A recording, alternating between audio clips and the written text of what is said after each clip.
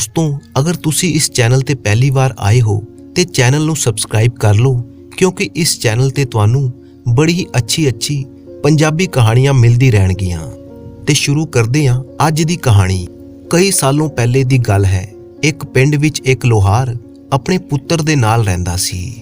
ਇਹ ਲੋਹਾਰ ਬੜਾ ਹੀ ਨੇਕ ਦਿਲ ਤੇ ਸਮਝਦਾਰ ਸੀ। ਪਿੰਡ ਵਿੱਚ ਉਹਦਾ ਇੱਕ ਪੁਰਾਣਾ ਜਿਹਾ ਮਕਾਨ ਸੀ, ਜਿਹਦੇ ਵਿੱਚ 2 ਕਮਰੇ ਸੀਗੇ। ਇੱਕ ਕਮਰੇ ਵਿੱਚ ਦੋਨੋਂ ਪਿਓ ਪੁੱਤਰ ਰਹਿੰਦੇ ਸੀ ਤੇ ਦੂਜੇ ਕਮਰੇ ਨੂੰ ਉਹਨਾਂ ਨੇ ਅਸਤਬਲ ਬਣਾਇਆ ਸੀਗਾ, ਜਿੱਥੇ ਉਹਨਾਂ ਦਾ ਘੋੜਾ ਰਹਿੰਦਾ ਸੀ। ਉਹ ਘੋੜਾ ਬੜਾ ਹੀ ਸ਼ਾਨਦਾਰ ਤੇ ਉੱਚੀ ਨਸਲ ਦਾ ਸੀਗਾ। ਸਾਲੋਂ ਪਹਿਲੇ ਬੁੱਢੇ ਲੋਹਾਰ ਨੂੰ ਕਿਸੇ ਨੇ ਘੋੜੇ ਦਾ ਬੱਚਾ ਤੋਹਫੇ ਦੇ ਤੌਰ ਤੇ ਦਿੱਤਾ ਸੀਗਾ। ਲੋਹਾਰ ਨੇ ਇੱਕ ਪਿਓ ਦੀ ਤਰ੍ਹਾਂ ਉਸ ਘੋੜੇ ਨੂੰ ਪਾਲਿਆ। ਉਹ ਹਮੇਸ਼ਾ ਕਹਿੰਦਾ ਸੀ ਕਿ ਮੇਰੇ ਇੱਕ ਨਹੀਂ 2 ਪੁੱਤਰ ਨੇ। ਜਦੋਂ ਉਹ ਘੋੜਾ ਜਵਾਨ ਹੋਇਆ ਤੇ ਚਾਰੋਂ ਤਰਫ ਉਹਦੀ ਖੂਬਸੂਰਤੀ ਦੀ ਧੂਮ ਮਚ ਗਈ। ਦੂਰ ਤੋਂ ਲੋਕ ਉਸ ਘੋੜੇ ਨੂੰ ਦੇਖਣ ਵਾਸਤੇ ਆਉਣ ਲੱਗੇ।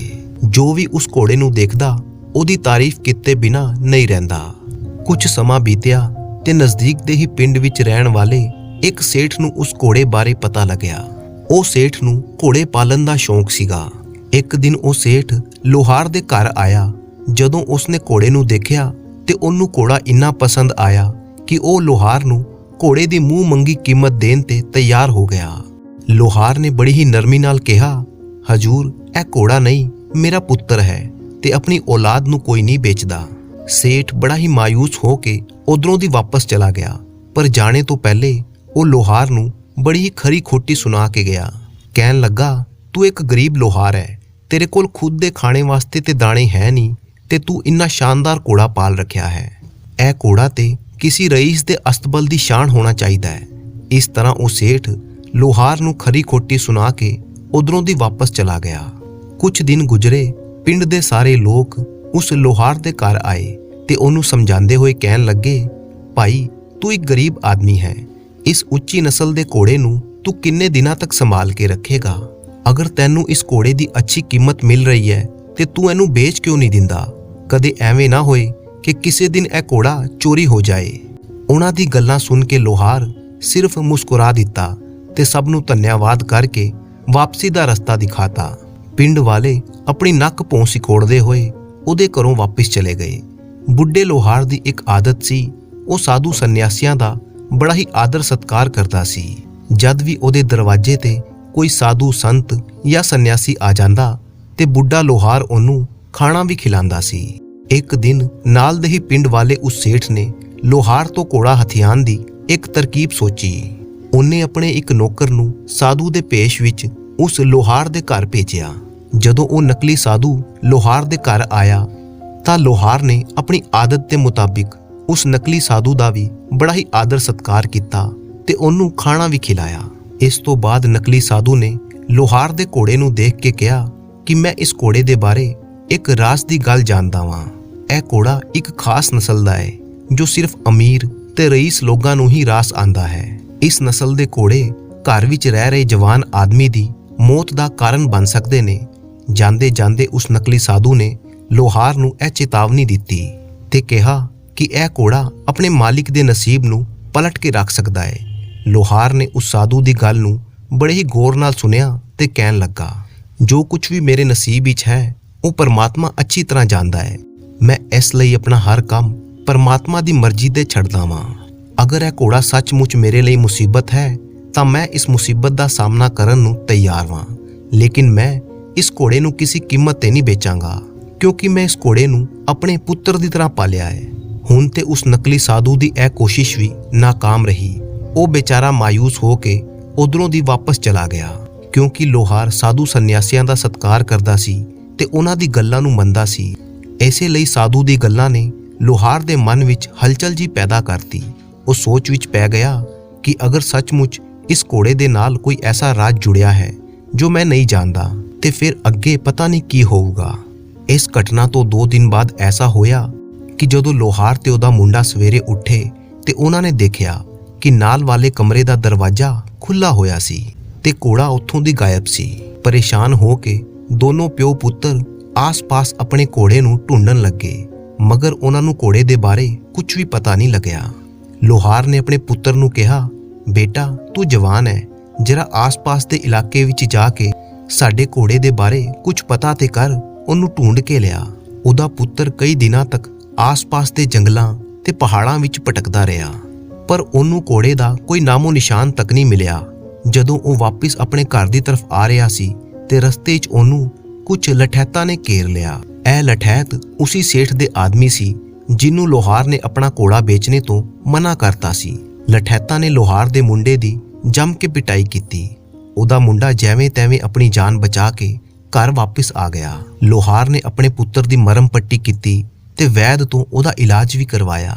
ਜਦੋਂ ਪਿੰਡ ਵਾਲਿਆਂ ਨੂੰ ਇਸ ਘਟਨਾ ਦੇ ਬਾਰੇ ਪਤਾ ਚੱਲਿਆ ਤੇ ਉਹ ਸਾਰੇ ਅਫਸੋਸ ਕਰਨ ਲਈ ਲੋਹਾਰ ਦੇ ਘਰ ਆ ਗਏ। ਜਿਨ ਲੋਕਾਂ ਨੇ ਲੋਹਾਰ ਨੂੰ ਘੋੜਾ ਵੇਚਣੇ ਦੀ ਸਲਾਹ ਦਿੱਤੀ ਸੀ, ਉਹ ਝਟ ਤੋਂ ਲੋਹਾਰ ਨੂੰ ਤਾਨਾ ਦਿੰਦੇ ਹੋਏ ਕਹਿਣ ਲੱਗੇ, ਅਸੀਂ ਤੇ ਤੈਨੂੰ ਪਹਿਲੇ ਹੀ ਸਮਝਾਇਆ ਸੀ ਕਿ ਇਸ ਘੋੜੇ ਨੂੰ ਵੇਚ ਦੇ, ਪਰ ਤੂੰ ਉਸ ਵਕਤ ਆਪਣੀ ਅਕੜ 'ਚ ਸੀਗਾ, ਤੈਨੂੰ ਸਾਡੀ ਗੱਲ ਸਮਝ ਨਹੀਂ ਆਈ। ਹੁਣ ਤੇ ਆਪਾਂ ਤੇਰੀ ਇਸ ਬਦਕਿਸਮਤੀ ਤੇ ਸਿਰਫ ਦੁਖੀ ਹੀ ਹੋ ਸਕਦੇ ਹਾਂ ਕਿ ਤੇਰਾ ਘੋੜਾ ਵੀ ਚਲਾ ਗਿਆ ਤੇ ਤੇਰਾ ਬੇਟਾ ਵੀ ਜ਼ਖਮੀ ਹੋ ਗਿਆ। ਲੋਹਾਰ ਚੁੱਪਚਾਪ ਉਹਨਾਂ ਦੀ ਗੱਲਾਂ ਸੁਣਦਾ ਰਿਹਾ ਤੇ ਫਿਰ ਬੜੇ ਹੀ ਇਤਮੀਨਾਨ ਨਾਲ ਕਹਿਣ ਲੱਗਾ, ਭਰਾਵੋ, ਤੁਹਾਡਾ ਸਭ ਦਾ ਬਹੁਤ-ਬਹੁਤ ਧੰਨਵਾਦ।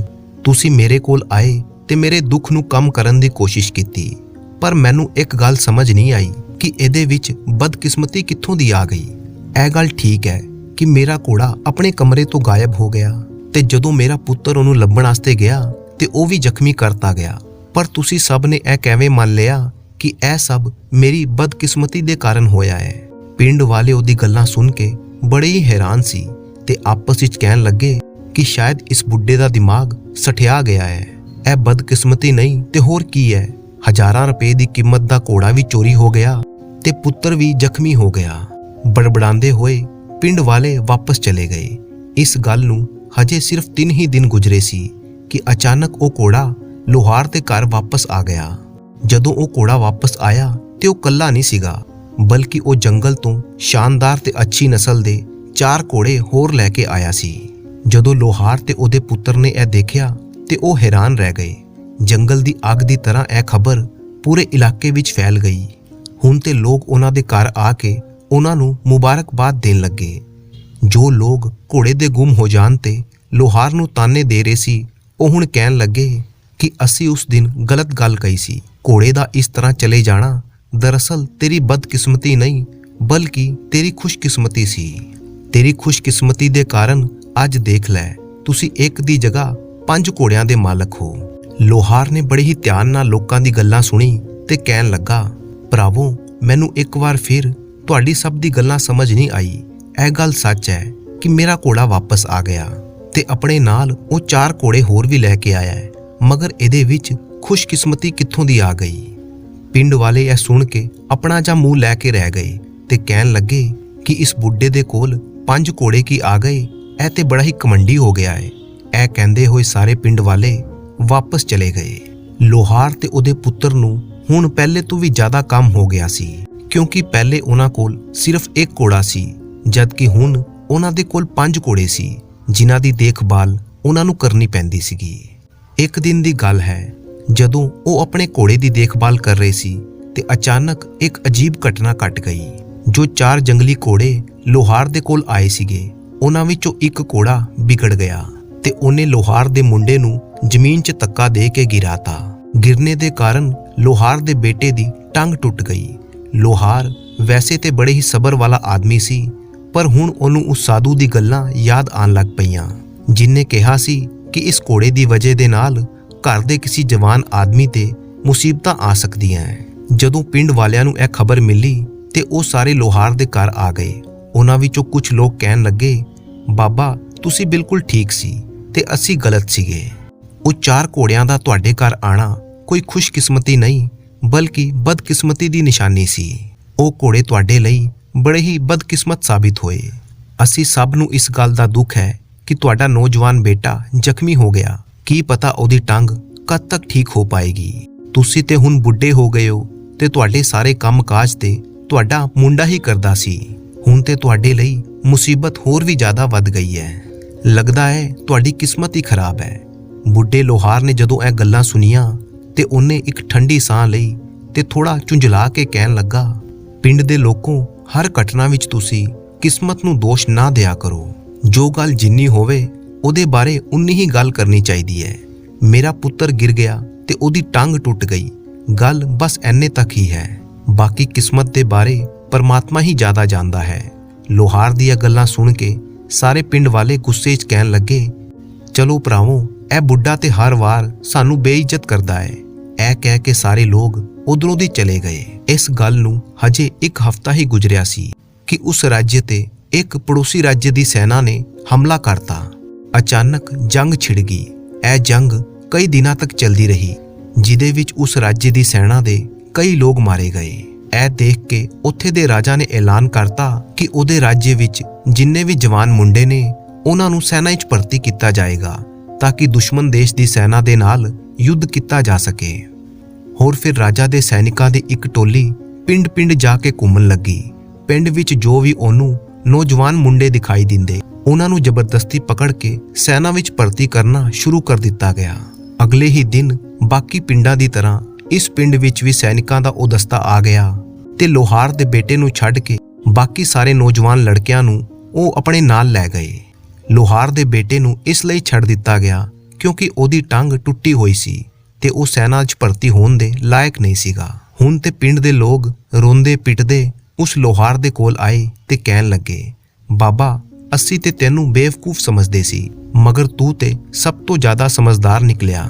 ਸੱਚ ਗੱਲ ਤੇ ਇਹ ਵੇ ਕਿ ਤੇਰੇ ਬੇਟੇ ਦੇ ਨਾਲ ਜੋ ਹਾਦਸਾ ਹੋਇਆ ਉਹ ਉਹਦੀ ਬਦਕਿਸਮਤੀ ਨਹੀਂ ਬਲਕਿ ਉਹਦੀ ਖੁਸ਼ਕਿਸਮਤੀ ਸੀਗੀ। ਆਪਾਂ ਸਾਰਿਆਂ ਦੇ ਮੁੰਡੇ ਯੁੱਧ ਵਿੱਚ ਚਲੇ ਗਏ ਨੇ, ਪਤਾ ਨਹੀਂ ਉਹ ਵਾਪਿਸ ਆਣਗੇ ਵੀ ਕਿ ਨਹੀਂ, ਪਰ ਤੇਰਾ ਬੇਟਾ ਤੇਰੇ ਘਰ ਵਿੱਚ ਹੈਗਾ ਤੇ ਕੁਝ ਹੀ ਦਿਨਾਂ ਵਿੱਚ ਉਹ ਠੀਕ ਵੀ ਹੋ ਜਾਏਗਾ। ਲੋਹਾਰ ਨੇ ਸਾਰੇ ਲੋਕਾਂ ਨੂੰ ਦਿਲਾਸਾ ਦਿੱਤਾ ਤੇ ਉਹਨਾਂ ਨੂੰ ਸਮਝਾਉਂਦੇ ਹੋਏ ਕਹਿਣ ਲੱਗਾ, ਅਗਰ ਤੁਸੀਂ ਅਸਲੀ ਗੱਲ ਨੂੰ ਸਮਝ ਲਓ ਤੇ ਹੁਣ ਵੀ ਤੁਸੀਂ ਪਰੇਸ਼ਾਨ ਨਹੀਂ ਹੋਵੋਗੇ। ਮੇਰਾ ਮੰਨਣਾ ਇਹ ਹੈਗਾ ਕਿ ਕਿਸੇ ਵੀ ਘਟਨਾ ਦੇ ਪਿੱਛੇ ਕੋਈ ਨਾ ਕੋਈ ਕਾਰਨ ਜ਼ਰੂਰ ਹੁੰਦਾ ਹੈ, ਹੋਰ ਉਸ ਕਾਰਨ ਦੇ ਬਾਰੇ ਸਿਰਫ ਰੱਬ ਹੀ ਸਭ ਤੋਂ ਬਿਹਤਰ ਜਾਣਦਾ ਹੈ। ਇਸ ਤਰ੍ਹਾਂ ਸਮਝਾ ਪੁਝਾ ਕੇ ਲੋਹਾਰ ਨੇ ਪਿੰਡ ਵਾਲਿਆਂ ਨੂੰ ਵਾਪਸ ਭੇਜ ਦਿੱਤਾ। ਕੁਝ ਦਿਨ ਹੋਰ ਗੁਜ਼ਰੇ ਤੇ ਉਧਰ ਦੇ ਰਾਜਾ ਦੀ ਸੈਨਾ ਨੇ ਦੁਸ਼ਮਣ ਨੂੰ ਹਰਾ ਦਿੱਤਾ। ਹੁਣ ਚਾਰੋਂ ਤਰਫ ਜੰਗ ਦੀ ਜਗ੍ਹਾ ਸ਼ਾਂਤੀ ਹੋਣ ਲੱਗ ਪਈ ਸੀ। ਉਧਰ ਦੇ ਰਾਜਾ ਨੇ ਸੋਚਿਆ ਕਿ ਜੰਗ ਹੁਣ ਖਤਮ ਹੋ ਗਈ ਹੈ ਤੇ ਮੈਨੂੰ ਆਪਣੀ ਪ੍ਰਜਾ ਬਾਰੇ ਜਾਣਨਾ ਚਾਹੀਦਾ ਹੈ। ਲੋਕਾਂ ਦੇ ਦੁੱਖ ਤੇ ਦਰਦ ਦਾ ਪਤਾ ਕਰਨਾ ਚਾਹੀਦਾ ਹੈ ਤਾਂ ਕਿ ਜੰਗ ਤੋਂ ਬਾਅਦ ਜੋ ਹਾਲਾਤ ਹੋਏ ਨੇ ਉਹਨਾਂ ਨੂੰ ਅੱਛੀ ਤਰ੍ਹਾਂ ਸਮਝਿਆ ਜਾ ਸਕੇ। ਇੱਕ ਦਿਨ ਰਾਜਾ ਨੇ ਸਾਰੇ ਪਿੰਡ ਵਾਲਿਆਂ ਨੂੰ ਆਪਣੇ ਮਹਿਲ ਦੇ ਵਿੱਚ ਦਾਵਤ ਦਿੱਤੀ। ਸਾਰਾ ਪਿੰਡ ਮਹਿਲ ਵਿੱਚ ਮੌਜੂਦ ਸੀਗਾ। ਉਹ ਬੁੱਢਾ ਲੋਹਾਰ ਵੀ ਉੱਥੇ ਹੀ ਸੀਗਾ। ਪਿੰਡ ਵਾਲਿਆਂ ਨੇ ਰਾਜਾ ਨੂੰ ਲੋਹਾਰ ਦੇ ਨਾਲ ਘਟੀ ਹੋਈ ਸਾਰੀ ਘਟਨਾਵਾਂ ਦੇ ਬਾਰੇ ਦੱਸਿਆ ਕਿ ਕਿਸ ਤਰ੍ਹਾਂ ਉਹਦਾ ਘੋੜਾ ਗੁੰਮ ਹੋਇਆ। ਫਿਰ ਉਹ ਆਪਣੇ ਨਾਲ 4 ਘੋੜੇ ਹੋਰ ਲੈ ਕੇ ਆਇਆ। ਕਿਵੇਂ ਉਸ ਲੋਹਾਰ ਦੇ ਬੇਟੇ ਦੀ ਟੰਗ ਟੁੱਟੀ ਤੇ ਇਸ ਘਟਨਾ ਦੀ ਵਜ੍ਹਾ ਦੇ ਨਾਲ ਉਹਦੇ ਬੇਟੇ ਨੂੰ ਯੁੱਧ ਵਿੱਚ ਨਹੀਂ ਜਾਣਾ ਪਿਆ। ਸਾਰੇ ਲੋਕਾਂ ਨੇ ਇਹੀ ਕਿਹਾ ਕਿ ਲੋਹਾਰ ਕਿਸਮਤ ਦਾ ਧਨੀ ਹੈ। ਰਾਜਾ ਨੇ ਲੋਹਾਰ ਨੂੰ ਆਪਣੇ ਕੋਲ ਬੁਲਾਇਆ ਤੇ ਕਹਿਣ ਲੱਗਾ, ਮੈਂ ਤੇਰੀ ਕਿਸਮਤ ਦੇ ਉਤਾਰ ਚੜਾਵ ਦੀ ਕਹਾਣੀ ਸੁਣ ਚੁੱਕਿਆ ਵਾਂ। ਤੇਰੀ ਜ਼ਿੰਦਗੀ ਦੀਆਂ ਘਟਨਾਵਾਂ ਬੜੀ ਹੈਰਾਨ ਕਰ ਦੇਣੇ ਵਾਲੀਆਂ ਨੇ, ਪਰ ਸਭ ਤੋਂ ਜ਼ਿਆਦਾ ਹੈਰਾਨ ਮੈਂ ਇਸ ਗੱਲ ਤੇ ਹਾਂ ਕਿ ਤੂੰ ਕਿਵੇਂ ਹਰ ਮੁਸੀਬਤ ਨੂੰ ਬਿਨਾਂ ਕਿਸੇ ਸ਼ਿਕਾਇਤ ਦੇ ਸਵੀਕਾਰ ਕੀਤਾ ਤੇ ਉਹਦਾ ਸਾਹਮਣਾ ਕੀਤਾ। ਮੈਂ ਇਹ ਜਾਣਨਾ ਚਾਹੁੰਦਾ ਵਾਂ ਕਿ ਤੇਰੇ ਅੰਦਰ ਇੰਨੀ ਹਿੰਮਤ ਤੇ ਇੰਨਾ ਸਬਰ ਕਿਧਰੋਂ ਆਂਦਾ ਹੈ। ਬੁੱਢੇ ਲੋਹਾਰ ਨੇ ਰਾਜਾ ਦੇ ਸਾਹਮਣੇ ਸਿਰ ਝੁਕਾਇਆ ਤੇ ਕਹਿਣ ਲੱਗਾ, ਹਜੂਰ, ਮੇਰੀ ਇਸ ਹਿੰਮਤ ਦਾ ਰਾਜ ਇਹ ਵੇ ਕਿ ਮੈਂ ਆਪਣੀ ਜ਼ਿੰਦਗੀ ਵਿੱਚ ਘਟਣ ਵਾਲੀ ਹਰ ਘਟਨਾ ਨੂੰ ਇੱਕ ਚੁਣੌਤੀ ਦੇ ਤੌਰ ਤੇ ਲੈਂਦਾ ਵਾਂ।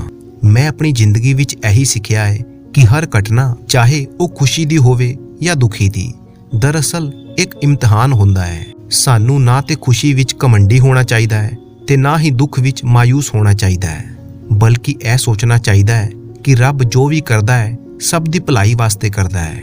ਰਾਜਾ ਉਸ ਲੋਹਾਰ ਦੀ ਗੱਲਾਂ ਤੋਂ ਬੜਾ ਹੀ ਮੁਤਾਸਿਰ ਹੋਇਆ ਤੇ ਕਹਿਣ ਲੱਗਾ, ਤੇਰੀ ਇਸ ਹਿੰਮਤ ਤੇ ਹੌਸਲੇ ਦੀ ਵਜ੍ਹਾ ਤੋਂ ਮੈਂ ਤੈਨੂੰ ਇਨਾਮ ਦੇਣਾ ਚਾਹੁੰਦਾ ਵਾਂ ਤੇ ਉਹ ਇਨਾਮ ਇਹ ਵੇ ਕਿ ਤੈਨੂੰ ਤੇਰੇ ਪਿੰਡ ਦਾ ਮੁਖੀਆ ਬਣਾਇਆ ਜਾਂਦਾ ਹੈ ਤੇ ਨਾਲ ਹੀ ਤੈਨੂੰ ਇੱਕ ਵਧੀਆ ਜਿਹਾ ਮਕਾਨ ਦਿੱਤਾ ਜਾਏਗਾ ਜਿਹਦੇ ਵਿੱਚ ਇੱਕ ਅਸਤਬਲ ਵੀ ਹੋਵੇਗਾ ਤੇ ਘੋੜਿਆਂ ਦੀ ਦੇਖਭਾਲ ਕਰਨ ਲਈ ਤੈਨੂੰ 4 ਨੌਕਰ ਵੀ ਦਿੱਤੇ ਜਾਂਦੇ ਨੇ। ਲੋਹਾਰ ਨੇ ਇਨ ਸਭ ਗੱਲਾਂ ਲਈ ਰਾਜਾ ਦਾ ਧੰਨਵਾਦ ਕੀਤਾ ਤੇ ਕਹਿਣ ਲੱਗਾ, ਤੁਹਾਡਾ ਦਿੱਤਾ ਹੋਇਆ ਇਨਾਮ ਮੇਰੇ ਲਈ ਬੜਾ ਹੀ ਵੱਡਾ ਹੈ ਤੇ ਮੇਰੀ ਖੁਸ਼ੀ ਇਸੇ ਵਿੱਚ ਹੈ ਕਿ ਤੁਸੀਂ ਮੈਨੂੰ ਜੋ ਕੁਝ ਵੀ ਦਿੱਤਾ ਹੈ ਮੈਂ ਉਹਨੂੰ ਪਰਮਾਤਮਾ ਦੀ ਮਰਜ਼ੀ ਸਮਝ ਕੇ ਮਨਜ਼ੂਰ ਕਰ ਲਵਾਂ। ਤੇ ਦੋਸਤੋ, ਅੱਜ ਦੀ ਇਹ ਕਹਾਣੀ ਸਾਨੂੰ ਇਹ ਸਿਖਾਉਂਦੀ ਹੈ ਕਿ ਸਾਡੀ ਜ਼ਿੰਦਗੀ ਵਿੱਚ ਜੋ ਵੀ ਘਟਨਾਵਾਂ ਹੁੰਦੀਆਂ ਹੈ ਉਹਨਾਂ ਵਾਸਤੇ ਹਮੇਸ਼ਾ ਕਿਸਮਤ ਨੂੰ ਦੋਸ਼ ਦੇਣਾ ਠੀਕ ਨਹੀਂ ਹੈ। ਸਾਨੂੰ ਉਸ ਲੋਹਾਰ ਦੀ ਤਰ੍ਹਾਂ ਹਮੇਸ਼ਾ ਸਬਰ ਨਾਲ ਕੰਮ ਲੈਣਾ ਚਾਹੀਦਾ ਹੈ।